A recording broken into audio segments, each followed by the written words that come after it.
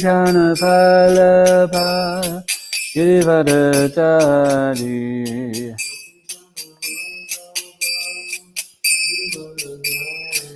Yashodanandana Vraja Jana Ranjana Yashodanandana Vraja Jana Ranjana Yamunatira Vanachari Yamunatira Vanachari Jaya Radha Madhava Kunja Bihari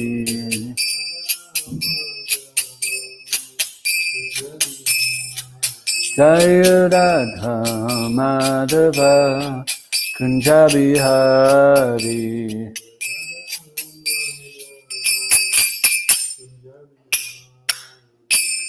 It's congregation Sri Prabhupada ki, Grantaraj Srimad Bhagavatam ki, Tagore Premanande. Reading from Srila Prabhupada Lilamrita, Volume 6, Uniting Two Worlds, chapter entitled Preaching in America, Part 1. Prabhupada agreed to hold a press conference. He welcomed the regular opportunities to address the press because even though their stories were often negative or dwelt on controversies, whatever truth the paper printed generally outweighed the damaging reports. The holy name of Krishna always appeared, and usually there would be mention of Prabhupada's preaching or of Bhagavad Gita. Personal details about Prabhupada were generally not offensive. He no longer expected the press to print much of the Krishna conscious philosophy, although occasionally some philosophy appeared. He would often request reporters to please report accurately and not misrepresent or skip over what he had said. The reporters, however, seemed to have a fascination for the trivial. In 1968, a reporter in Montreal had dwelt on Prabhupada's casual shoes, hush-puppied high priest. Nevertheless, for Prabhupada, press interviews and press conferences were a way of preaching. The press conference was held in the temple and was attended by about a dozen reporters and photographers. Brahmananda Swami had the reporters write their questions on a piece of paper so that one of the devotees could read them to Prabhupada. Prabhupada asked the photographers not to take pictures during the conference since it would divert people's attention. Devotee: Srila Prabhupada, would you comment on opposition to the Hare Krishna movement in this country? Prabhupada: why should they oppose? What is the reason? If they are Christian or Jewish religious men, so we are advocating you chant the holy name of God. So why should there be objection? Is there any reason for such objection? What is the objection? Devotee: some of the objections are that the followers of the Hare Krishna sect are on the streets or in the airports bothering people. Prabhupada: the airport itself is a botheration. So much sound, so much accident. So why this little botheration they cannot tolerate? That means intolerance. It is full of botheration, and because we are chanting, they are very much disturbed. We don't chant in the airport, but we ask people that here's a very good book. You will benefit. If you like, you can take. So what is the wrong there? Tell me what is wrong. If I give you something very nice, is that wrong? You read any book, we have got 50 books, and you will find out any fault in that. If we are distributing some bad literature which is against the social welfare, then you can object. But you see, bring all our books here and you will see. Any page you open, you will find something good. Why are you denying to distribute such literature for the benefit of the people in general? Wrong there. Devotee: one of the things that people say is that the devotees are asking for donations, not just distributing books, but asking for money. That's a bother. But if he feels botheration, why does he pay? One who feels botheration does not pay. But one who thinks that here's a nice book, then he says, all right, let me take it. Why you take this botheration? If it's a botheration, how are they purchasing? They're paying their money, hard-earned money. Do you think they're bothered at the same time they pay? Amazing. Prabhupada's so common sense. Prabhupada's sensible remark made the reporters laugh. Now they began questioning him directly. Reporter, what will happen to the movement in the United States when you die? Prabhupada, I will never die. Devotees, Jai Haribo. Prabhupada, I shall live from my books and you will utilize. Reporter, why does the Hare Krishna movement not engage in social protest? Prabhupada, we are the best social workers. People are fools and rascals, and we're teaching them a nice idea of God consciousness. We are the best social workers. We will stop all crime. What is your social work? Producing hippies and criminals. That is not social work. Social work means the population must be very peaceful, wise, intelligent, and God conscious. First class men, that is social work. If you produce some fourth class, fifth class, 10th class men, what is social work? We are not producing that. Just see, here is the first class man. They do not have any bad habit, illicit sex, intoxication, mutating gambling. They're all young men. They are not addicted to all these things. This is social work. Srila Prabhupada ki jai. Om Namo Bhagavate Vasudevaya. Om Namo Bhagavate Vasudevaya. Om Namo Bhagavate Vasudevaya. Thank you. Reading from Srimad Bhagavatam, Canto 5, Chapter 6, text number 9. This chapter is entitled The Activities of Lord Rishabdev. So maybe I'll just go through it myself then.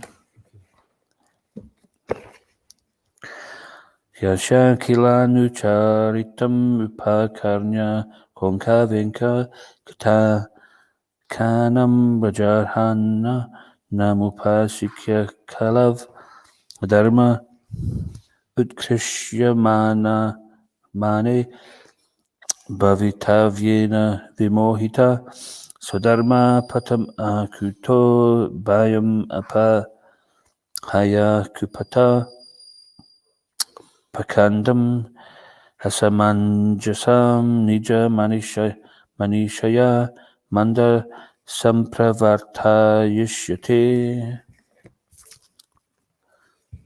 So I'll just read the translation. Sukadev Goswami continued speaking to Maharaj Parikshit, my dear king, the king of Konka, Venka and Kutaka, whose name was Arhat, heard of the activities of Rishabdev and imitating Rishabdev's principles, introduced a new system of religion. Taking advantage of Kali Yuga, the age of sinful activity, King Arhat, being bewildered, gave up the Vedic principles, which are free from risk, and concocted a new system of religion opposed to the Vedas. That was the beginning of the Jain Dharma. Many other so-called religions followed this atheistic system. So Prabhupada's purport. When Lord Krishna was present on this planet, a person named Pondarika imitated the four-hand Narayan and declared himself the Supreme Personality of Godhead. He desired to compete with Krishna. Similarly, during the time of Lord Rishabdev, the king of Konka and Venka acted like a Paramahamsa and imitated Lord Rishabdev. He introduced a system of religion and took advantage of the fallen conditioned people in this age of Kali.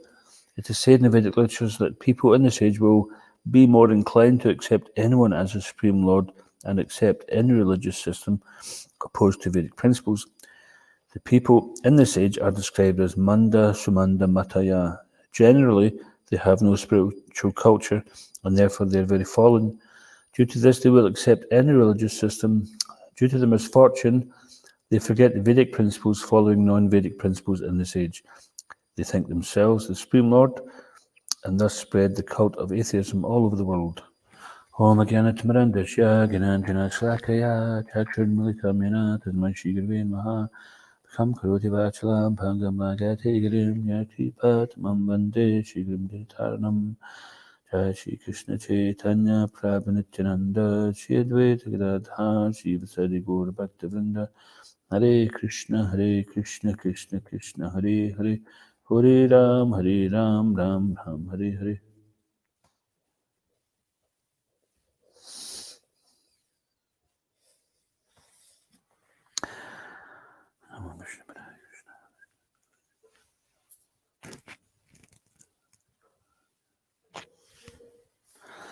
Sukadev Goswami continued speaking to Maharaj Pariksit. My dear king, the king of Konka, Venkat and Kutika, whose name was Arhat, heard of the activities of Rishabdev and imitating Rishabdev's principles, introduced a new system of religion. Taking advantage of Kali Yuga, the age of sinful activity, King Arhat, being bewildered, gave up the Vedic principles, which are free from risk, and concocted a new system of religion opposed to the Vedas. That was the beginning of the Jain Dharma. Many other so-called religions followed the atheistic system. So it's interesting here that called atheistic, and this is sometimes seen that other so-called religions are considered atheistic. In fact, according to Chaitanya Charitamrita, that one who doesn't accept Lord Chaitanya as the Supreme Personality of Godhead is an atheist. And so one might think, oh, that's a bit sharp, or that's a bit elite or exclusive. But the fact is that if Lord Chaitanya is the Supreme Personality of Godhead and we don't accept him, it means we don't accept God. We think that someone else is God. So we have to be able to recognize what are the symptoms of God. And not just because somebody says, I am God, or somebody says this person is God. So we have to see, well, what is the qualification? Just like Prabhupada said, that sometimes people say, well, God is great. And Prabhupada says, yes, but what? How great? How does he demonstrate that great? We can't just say a blanket statement, somebody's great. So that means anyone who's great is God. So how great are they? Can, for example, Krishna, without any prior preparation, he lifted Govardhan Hill very easily, without even trying. And it's nothing for him because he's floating innumerable planets in space, which are just like specks of dust to him. And he says in Bhagavad Gita that with a single fragment of himself, he supports and pervades the entire universe. Everything rests on me as pearls strung on a thread.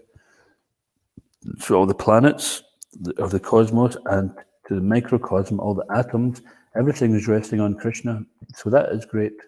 And that's only a spark of his splendor, sprinkles of a spark of his splendor. And whatever wonderful things we see in the material world, whether it be something awe-inspiring, or whether it be something very beautiful or very powerful in nature, then this is described in the Bhagavad Gita also. Opulence is the absolute of how Krishna is in these different things. Of aquatics, I am the shark. So the shark's considered to be like the epitome of a predator. So whatever thing we see, which is the epitome of something that is Krishna saying, if you think this is great, then you can see me in that. I am the taste in water. If we take water out of our food, take water out of our mouth, how are we going to taste anything? If we dry everything up, so that taste is transferred through water. So a fragrance of the earth. So you take so many different, you get a piece of earth, and you take one seed and you plant it, something comes out with a certain flavour, something comes out with a different flavour, or you plant a certain flower, a certain fragrance comes out, you plant it in the same soil, a different fragrance comes out. So the fragrance is already kept within the earth, the taste is there already. So Krishna is,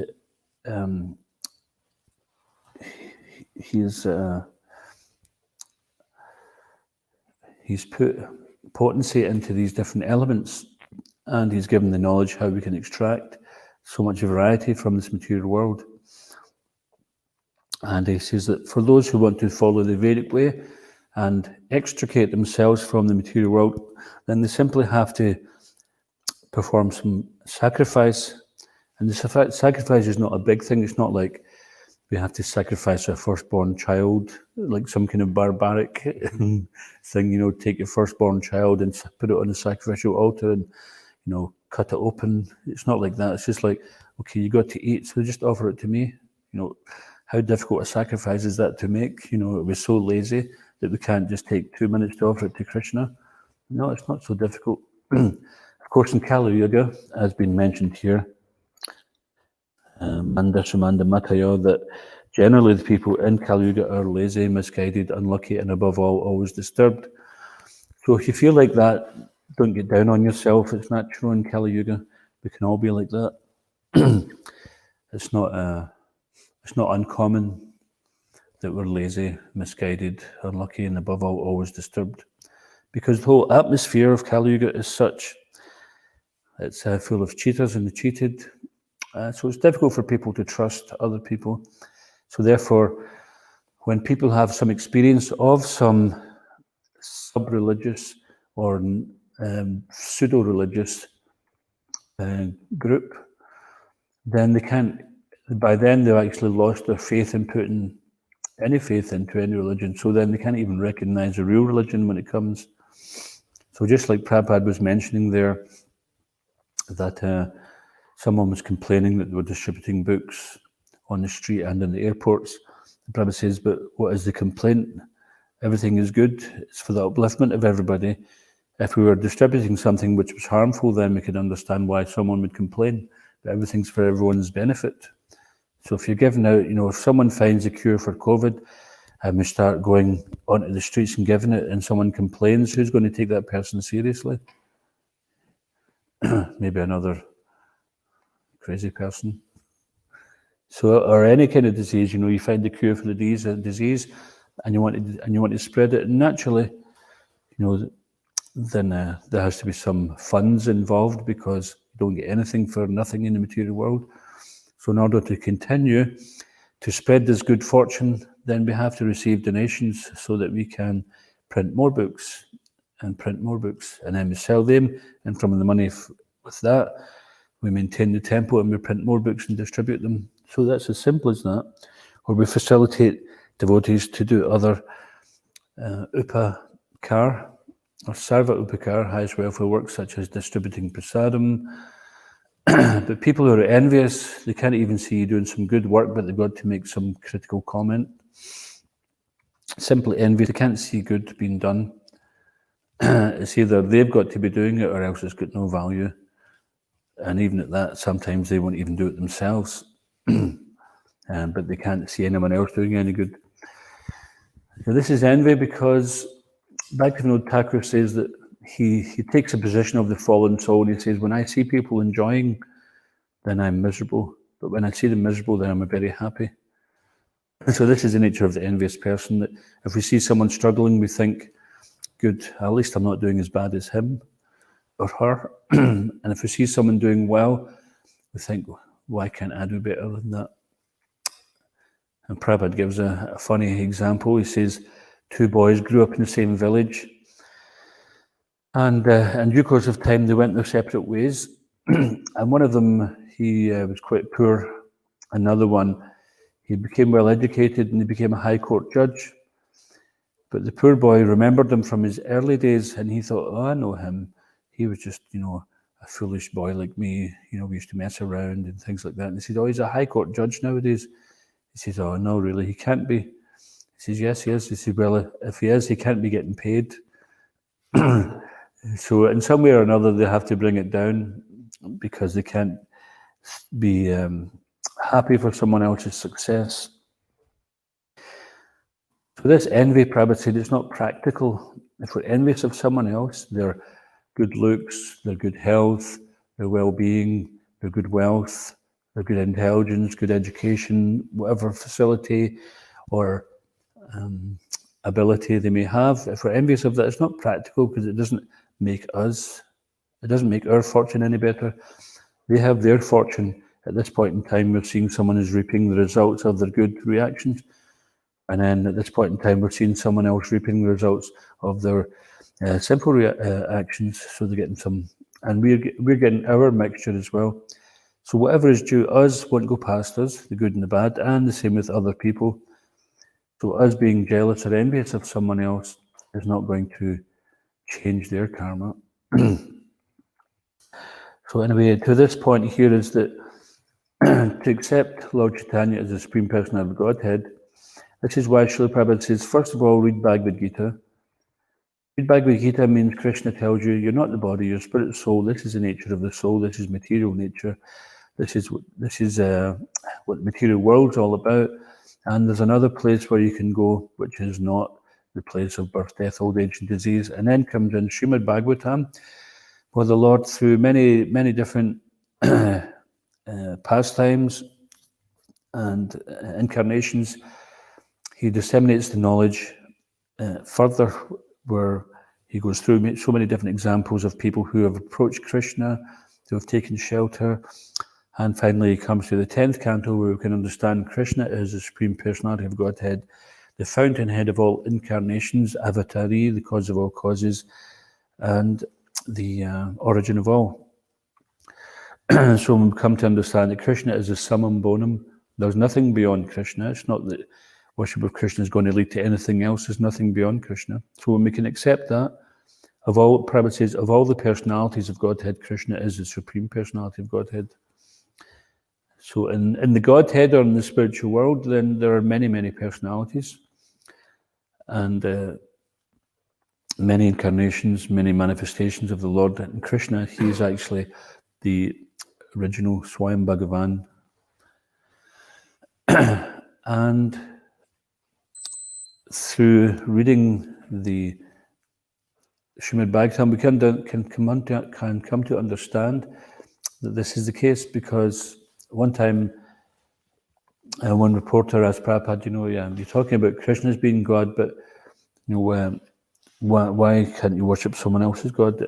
And Prabhupada says, well, if you have some better God, then you can show me you have a better God. Let me see. Can someone show that they're doing better than Krishna? Then if that is the case, then they will be God, so you have to show me. But they can't, because they have no knowledge. It's not that there's any difference, in all the different religions. It's not that we're putting anyone down. But if you go to primary school, and in first year in primary, you learn 1 and 1 is 2, and you learn how to speak. It's like when we were young, we had a very simple reading book. The one we had was called, I think it was called Carol and Roy. Two kids. One was called Carol, one was called Roy. And you had to say, it was typical things like, the fat cat sat on the mat. Carol says hello to Roy. So you learn these simple things, but you don't go around speaking like baby talk, the rest of your life. You learn more and you learn more. And at the same time, it's not that you discard what you learn to begin with. You learn 1 and 1 is 2. So the kid who learns 1 and 1 is 2, he sees one time he might wander into the university and see on the blackboard some very complicated formulas with all sorts of things he doesn't understand. And he says, what's this nonsense up here on the blackboard? And then the professor says, this is mathematics. And the kid says, what's a load of nonsense? 1 and 1 is 2 is maths. I don't see that up there. So this is the kind of impudence of a small, ignorant child. So when someone tries to,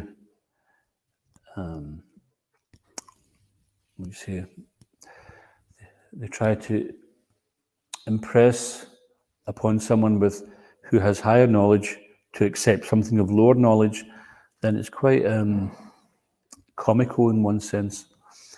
And Jayadvaita Maharaj gives a very nice example.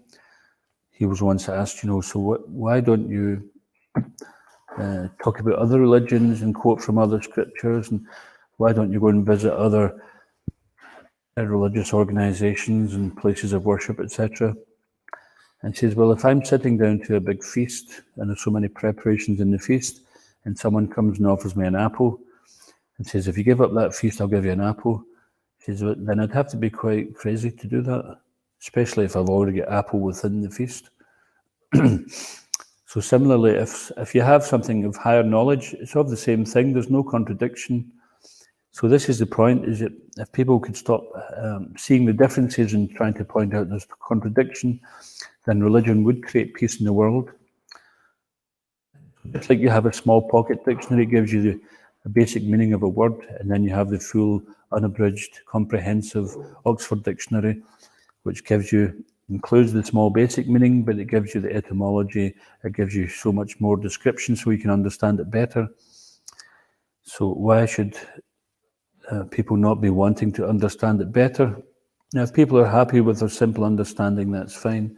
But then they have to acknowledge that someone can have a higher understanding of the same thing. And then when people concoct their own version of things, just like here it's mentioned that one particular king, the king of Konka, Venka, and Kutaka, whose name was Arhat, he had the activities of Rishabdev and imitated them and concocted his own form of religion.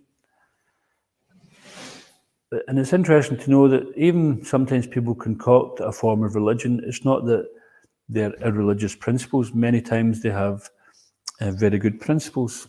For example, mentioned here is the Jain religion, and the diet they follow is the same as Vaishnav religion. They don't have garlic, onions, and sometimes they're more strict, they're more kind of like an ascetic type of, those who are stricter would be very ascetic in their diet. And they're very, very conscientious, living persons.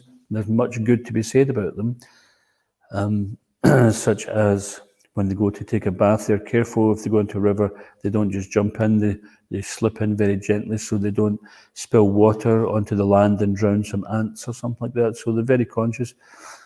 But the fact of the matter is, there are living entities on the microscopic level.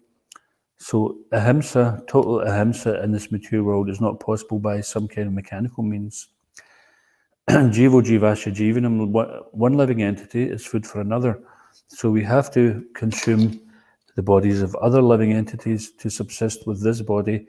If we don't subsist this body, maintain this body, then there's another type of neglect and violence that Krishna has given us his body so that we can make spiritual advancement and get out of this material world. And then if we don't eat, then we're going to throw that gift back in Krishna's face and starve ourselves to death. So we have to eat something. Everybody has to eat. And Krishna gives in the Bhagavad Gita what we should eat. Patram pushpam palam toyam yomi bhakti prayachati. So leaf, fruit, flower, water. So vegetarian goods, food grains, Prabhupada says, food grains, vegetables, fruits, milk, like this. Vegetarian diet. So there's no need to concoct. And Krishna says, if you offer it to me, then I will accept it. So when Krishna accepts it, that means there's no sinful reaction. So unless we do that, then that is the only way of ahimsa, is to engage in Krishna's service and to offer everything, whether it be our food or whether it be the fruits of our results, the fruits of our action, the results of our action. Whether we dovetail our different activities, the senses, engaging in Krishna's service. So by doing this, then there is no bondage to material reaction. And the wonderful thing also about Krishna consciousness is through our offering our food, through our using our different senses in Krishna's service, we purify ourselves of past karmic reactions as well. So simply trying to avoid, to some kind of microscopic level of causing any violence or nati himsa, minimal violence, it's impossible. It's not possible to do it. So this is simply why it's considered to be atheistic, because it's avoiding the path which Krishna has given, which is offer everything to him and then there's no reaction. In this way, you're creating the path out of the material world. Otherwise, we may reduce our karmic reactions greatly and we may be very considerate and compassionate, etc., but we're still going to have reactions. We can't nullify the karmic reactions completely on our own, and therefore we depend on Krishna's mercy. So when we talk about prasad, it doesn't just mean edible foodstuffs. It means Krishna's mercy, and that comes in many different ways. It comes in the form of the holy name, it comes in the form of the transcendental literature, the spiritual master's instructions, the association of the devotees, sadhus, devotional service. So Krishna's mercy comes in so many different ways. And if we're looking for that, then we'll begin to see how we're already receiving that. And the more we appreciate that, the more we'll be able to see that Krishna is already being merciful to us.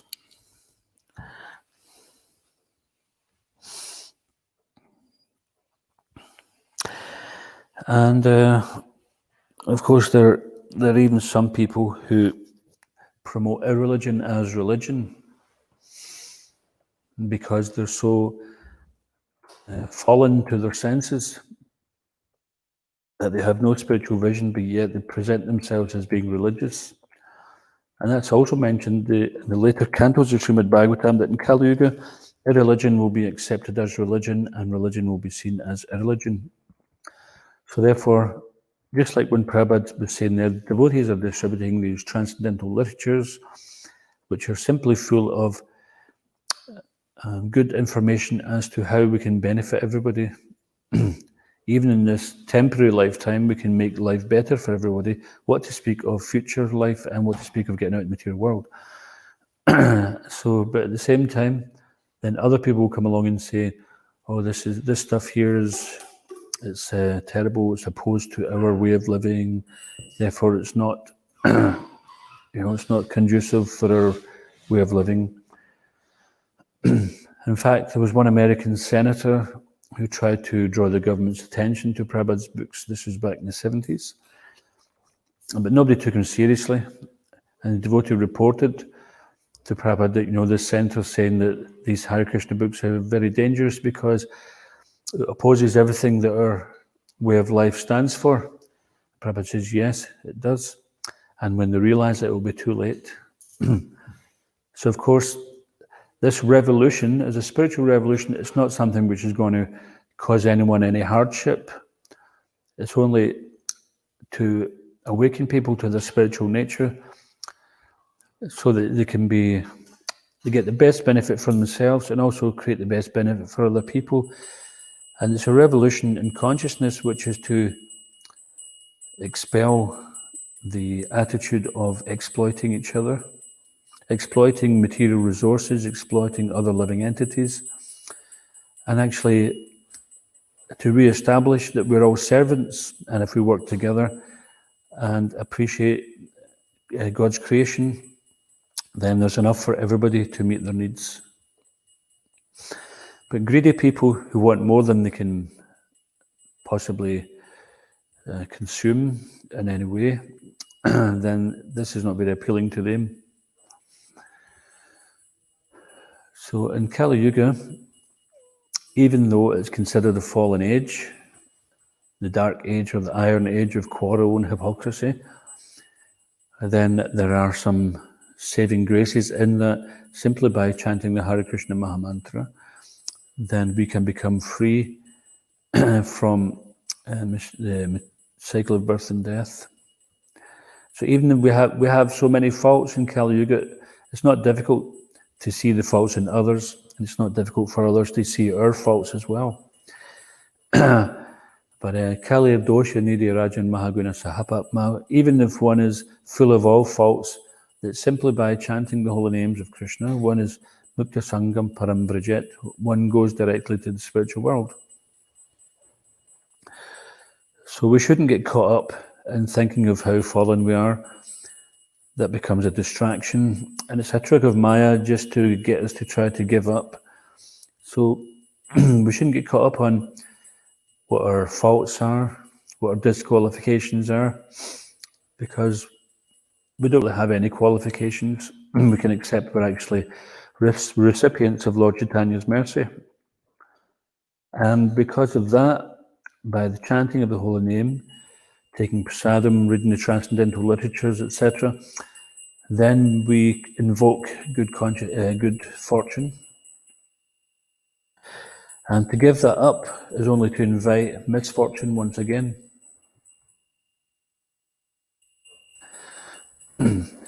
So therefore, no matter how difficult things get, we have found this true path, and we've found the path which gives the most definitive description of the personality of Godhead and his abode, etc., his associates.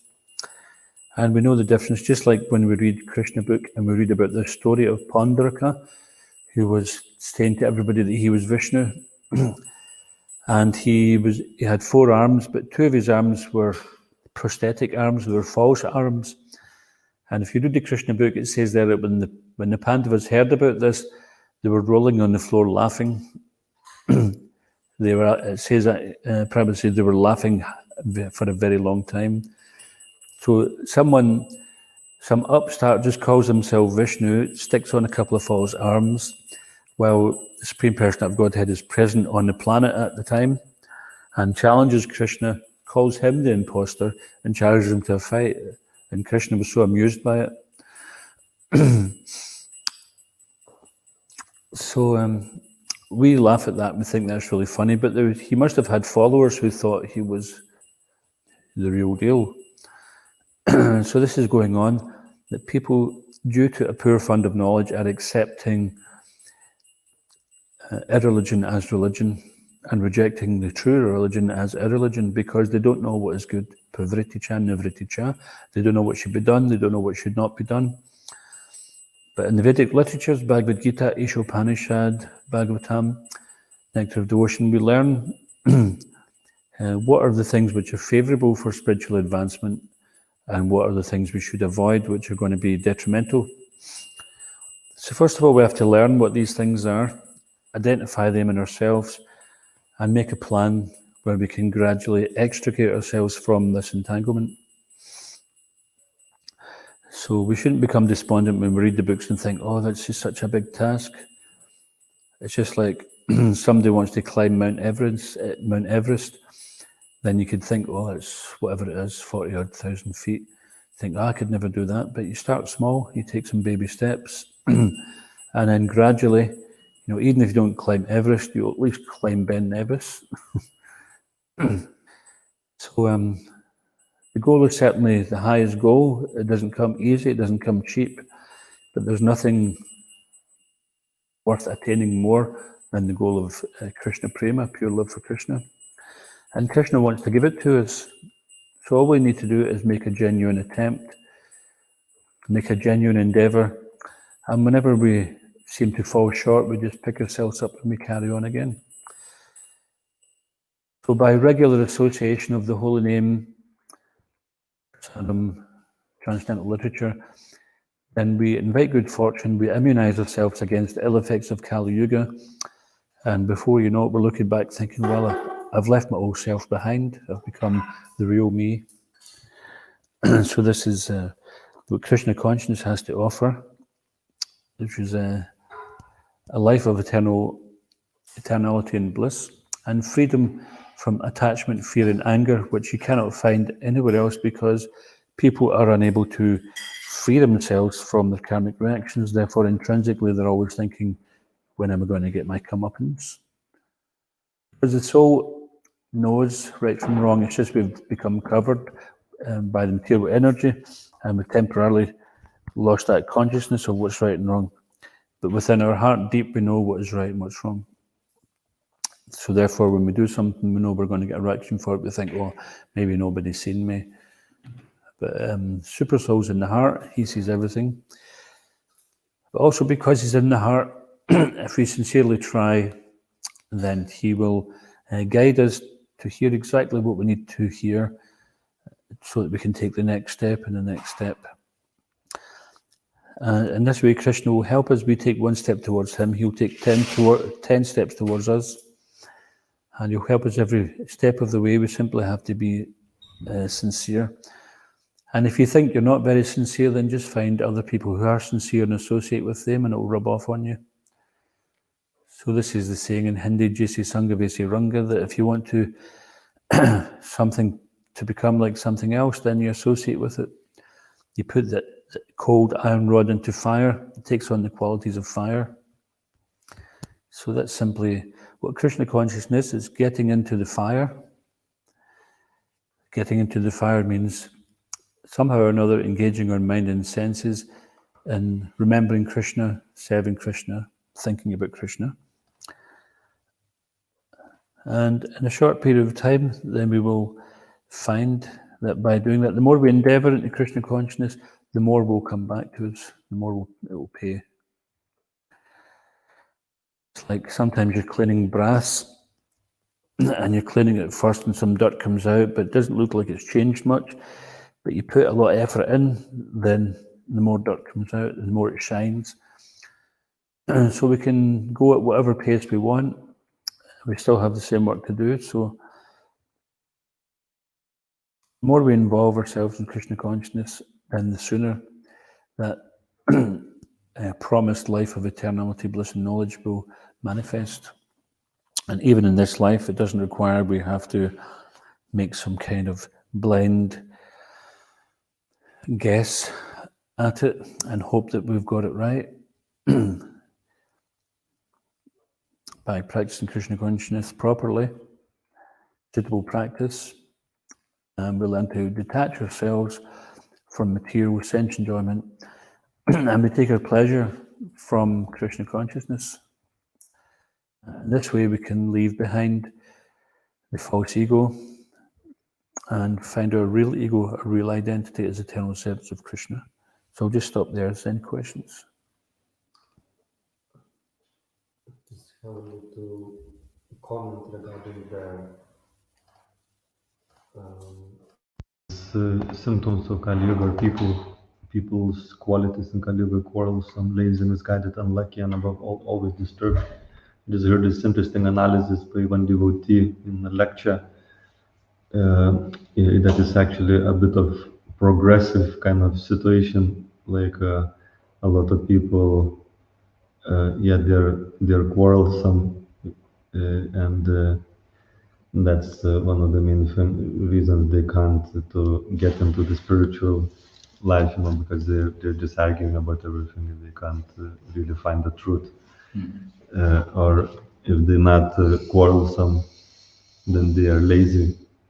So there is spiritual things are there, but they're just not interested. Or if they are not lazy, they look for something spiritual, then they get easily misguided, just find something cheap or whatever. Or if they are not misguided, they find something genuine, then they are unlucky and they don't take advantage of it. or those who actually trying to take advantage, they just like always disturbed. It's very difficult to get from benefit. It's just an interesting analysis of that. Yeah, this is true. But even if one is lazy, misguided, unlucky, above all, always disturbed, then if we can just chant Hare Krishna, then we can start to distance ourselves from these ill effects of Kali Yuga. And there's nothing else which is going to benefit us, and it's so simple, simply just to chant. But sometimes we're so unlucky we can't even do that. But therefore, even if they hear chanting, they'll be benefited. And therefore, devotees sometimes they do what's called agyata sukriti. They may engage people unknowingly, because if they were to be aware of it, they wouldn't want to be engaged. So we engage them in some way that they can benefit, so that they come to the point of purification where they can start to accept knowingly. And that's possibly what's happened to all of us already. We're doing things in knowledge now, we're accepting in knowledge now, or to a certain degree of knowledge. But there would have been a time when we weren't in knowledge, and by Krishna's mercy, we became eligible to at least accept. Because two people reading the same book, one accepts, one doesn't.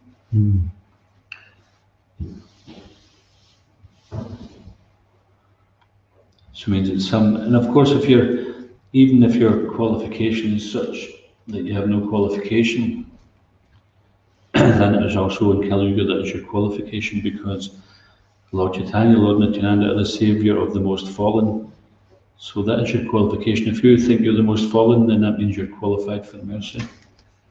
So therefore, nobody can say I'm too unqualified. I can't take to Krishna consciousness.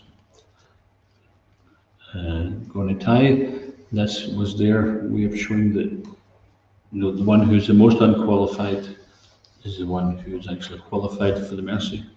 So that can also let us know that don't become proud and think we can qualify ourselves. At the same time, we should try. We should try to live a life more in the mode of goodness that is more conducive than certainly the mode of ignorance or passion for understanding spiritual life.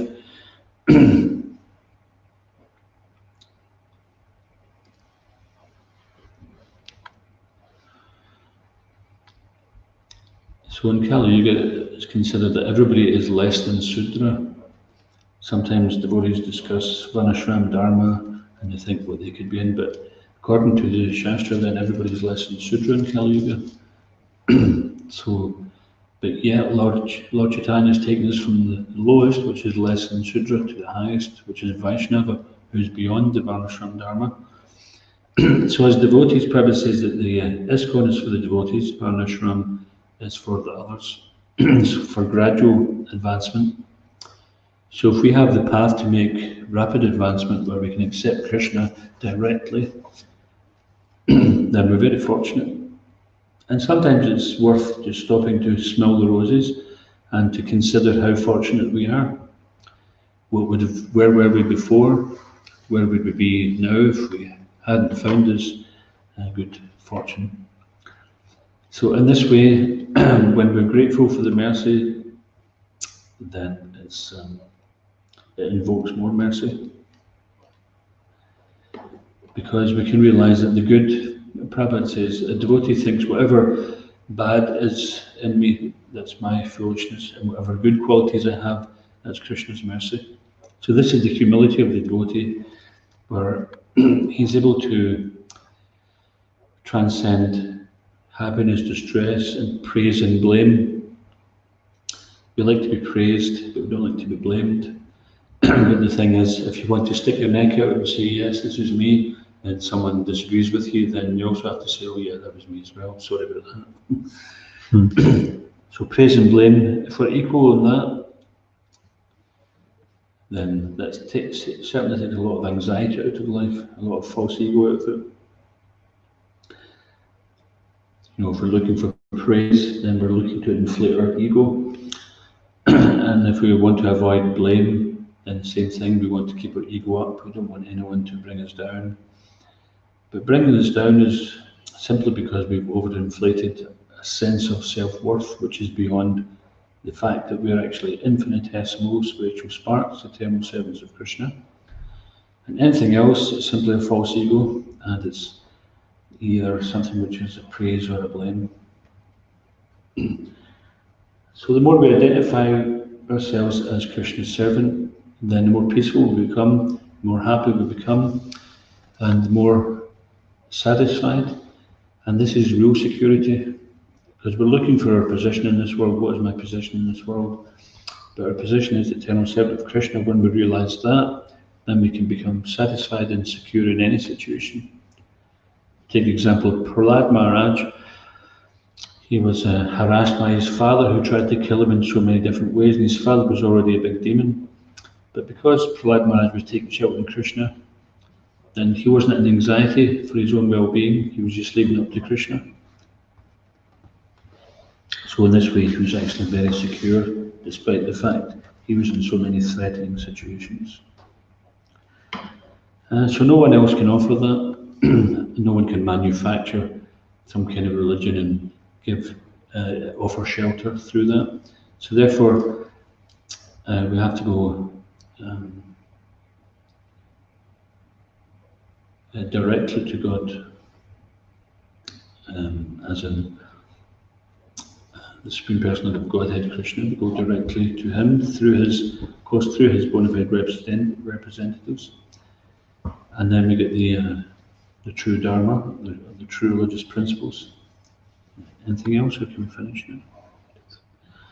Iswan Guru Ki, Jai. Prabhupada Ki, Jai. Srimad Bhagavatam Ki, Jai. Jai Guru Prana.